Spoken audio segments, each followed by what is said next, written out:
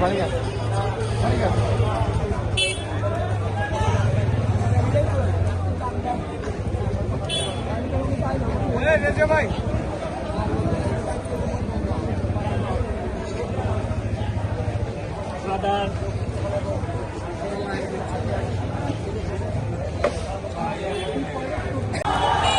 আপনারা দেখতে পাচ্ছেন এই মাত্র ধানমন্ডি 32-এ বুলডোজার নিয়ে আসা হয়েছে।